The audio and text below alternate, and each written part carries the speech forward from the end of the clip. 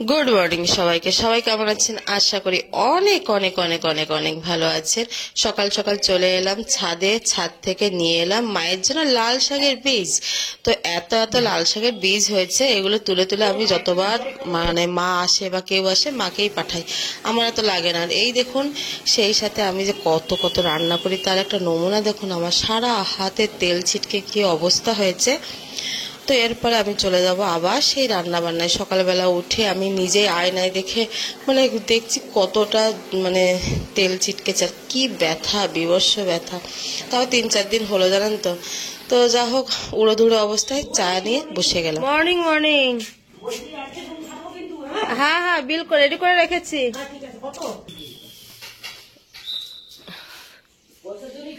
পয়সার জন্য, ওইটাই বলতে যাচ্ছিলাম, বলো পয়সার জন্য কি আছে। হ্যাঁ,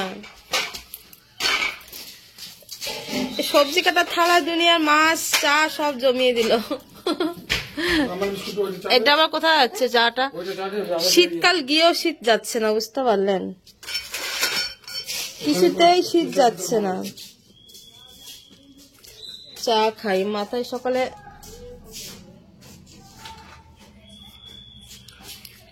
চুপচুপা করে তেল নিয়েছি, প্রচুর তেল নিয়েছি মাত্র। কটা বাজে?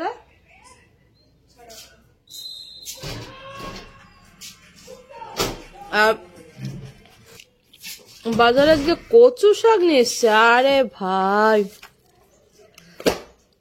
সকালে ভোরবেলা দেখছি তোর বাবা মোবাইলে সার্চ করছে কি কি খেলে রক্ত হয়, কি করলে কি হয়।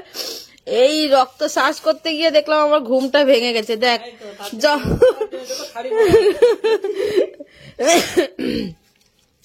জঙ্গল মঙ্গল সব। ওরে বাবারে, তখন বড় গামলাটা বার করতো।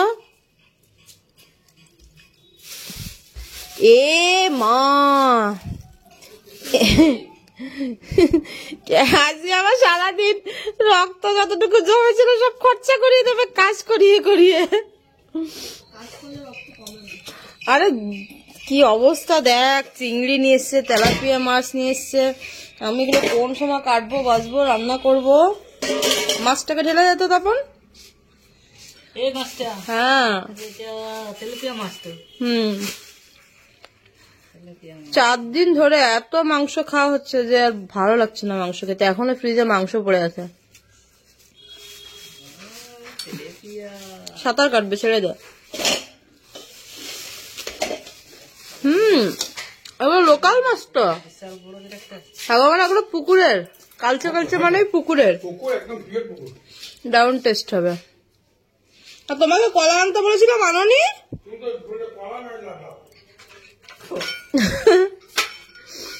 চিংড়ি মাছ নিয়ে এসছো?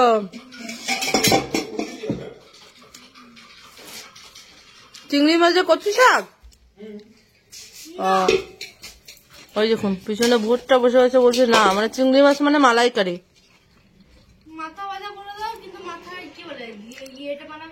বাটা,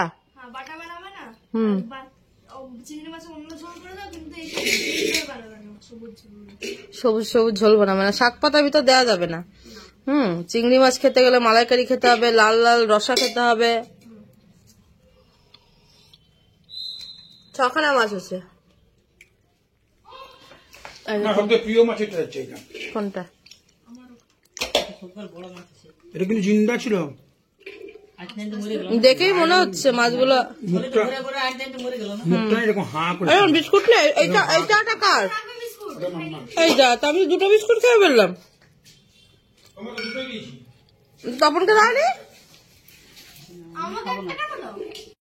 তো রান্না বান্না মোটামুটি অনেকটাই করে ফেলেছি। দেখুন, কচু শাক দিয়ে চিংড়ি মাছ রান্না করেছি, চিংড়ি মাছের মাথা ভাজা করেছি পেঁয়াজে, যেটা মাম্মা খেতে খুব ভালোবাসে, দাদাও খেতে খুব ভালোবাসে, আমার অতটা ভালো লাগে না, যেটা মাথা বাটা ভালো লাগে। আর মা বাড়ির থেকে গাছের সজনে ডাঁটা পাঠিয়েছিল, লাউ শাকের ডাঁটা বাটা দিয়ে পাতলা করে একটা ঝোল বানিয়ে দিয়েছি। কারণ 2-3 দিন এত মাছ মাংস খাওয়া হচ্ছে প্রতিদিন, যাই ভালো লাগছে না, মনে হচ্ছে পাতলা কিছু খাই।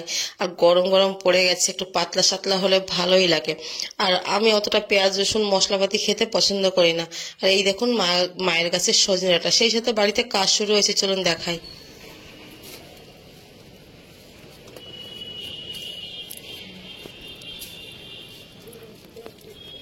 মনা, ও মনা, উপরে আসো না।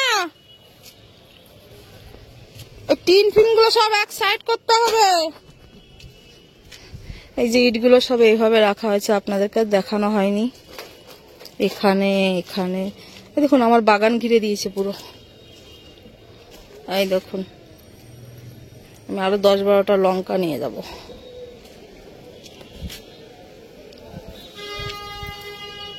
এই গাছগুলোতে একদম লঙ্কা হয়নি, খালি গাছগুলো বেড়ে বুড়ে আছে, সব ডাল পাতলা কেটে দেবো ওটাকে। লঙ্কা খেলাম তো এই গাছের, এই 3টে গাছের লঙ্কা বহু খেয়েছি। দেখুন, এই তো বাগানে লুকিয়ে আছি গো আমি, বাগানে লুকিয়ে আছি লঙ্কা খেতে। ছাতে যখন বাড়ি বানাচ্ছি এটা একটা নতুন ব্যাপার, কিন্তু ক্ষেত বানাবো নাকি? ক্ষেত পেত কি, এখানে এটাই আমাদের সোনার সোনার সোনার বাংলা। সোনার বাংলা বানাবো, বুঝতে পারলেন? ধরো লঙ্কা হাতে ধরো, দেখবে ভালোবাসা পেয়ার মোহাম্মদ পেড়ে দেবে না। ও মা, একটু দারুণ লঙ্কা গো। লঙ্কা বেশি করে নেবো, লঙ্কার গাছ অনেক লাগাও। লাগাবো, মাটি এনে দাও। আম হয়েছে, এই দেখো আম গাছে আম হয়েছে। 11খানা আম ছিল না, 11খানা আমের ভিতর দিয়ে এখন 1খানা আম আছে, তার ভিতর আমের মুকুল এসছে। আমাদের তো আম গাছ আছে, এটা বলতে পারবো লোককে। হ্যাঁ, 11খানা আমের ভিতর এরই অন্তত 5-6টা তো ডেলি এসে তো মানে ডেলি না, তুলে দিয়েছে। ডেলি বলে কি যে চলো আমগুলো দেখে আসি কত বড় হলো, আমগুলো দেখে আসি কত বড় হলো।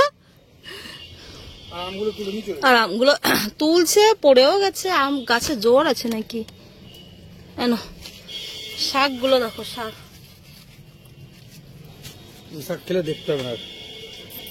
এই শাকগুলো দেখেছো? অসাধারণ অসাধারণ, কি ডাগর। এই শাকগুলো এরকমই হয়। ও মানা, এই দেখো আমার গাছ ফুটে গেছে। এই যে কি গাছ, কি গাছ?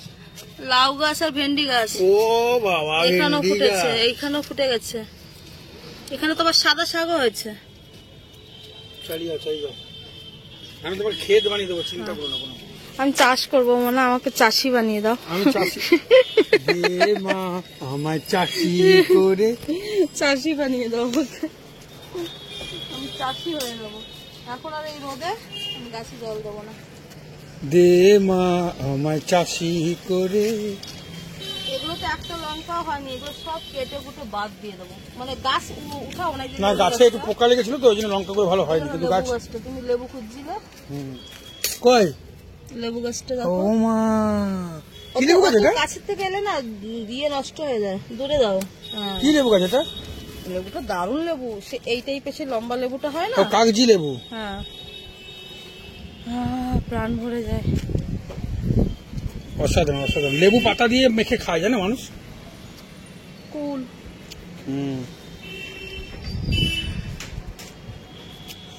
মিস্ত্রিদের কাজ করতেছি। আমার সিমেন্টওয়ালা ফোন করছে না, যাও না সিমেন্ট ইয়ে করে আসো না। আর এই যে বাঁশ, এই বাঁশ আমি কেন এনেছি সেটার পেছনে একটা বিরাট গুরুত্বপূর্ণ কারণ আছে। এই প্রত্যেকটি বাঁশ আমি একটাও বেকার হতে দেবো না। মনে হয় প্রত্যেকটি বাঁশ আমি একটাও বেকার যাব না, বেকার হতে দেবো না। বিভিন্ন মানুষ যারা আছে সবার জন্য একটা করে রেখেছে, সবার জন্য আমি এই বাঁশ কাজ হয়ে গেলে সবাইকে আমি একটা করে বাঁশ দেবো। দিয়ে আসবে। হ্যাঁ, যারা যারা বেশি বাঁশ দিয়েছে আমাকে তাদেরকে 2-3টে দেবো, সংখ্যায় বেশি থাকবে। মোটামুটি আমি হিসাব করে দেখেছি, আমরা 16টা বাঁশ নিয়ে এসেছি তো, 16 জন পার্টিও পেয়ে গেছি। আমি 16 জন পার্টিও পেয়ে গেছি। এটা কত হাইট করবে, ওইটা কত হাইট করবে? ঢালটা এদিকে দিচ্ছি মনা। না না, ওইদিকে দাও। কোন দিকে? ওইদিকে ওইদিকে না এইদিকে দেবো? না, ওইদিকে ঢাল দেবো। থেকে বেরোবে ভালো, এইদিকে দেবো ঢাল। ঠিক আছে, যা হোক, যে কোনো ঢাল হোক, কিন্তু গাঁথনি হচ্ছে, বাড়ি হচ্ছে। বাড়ি হলে দেখলি মনে, ইট গাঁথনি হলে আমার দারুণ মনটা ভালো হয়। চলো, তুমি লেবু পাতা শুকতে থাকো, আর রোদে এখানে আমি তাড়াতাড়ি সেট বানিয়ে দিচ্ছি, তুমি দেরি করো না। চলো রাখো। অসুস্থ মানুষ আরো অসুস্থ হয়ে যাবো।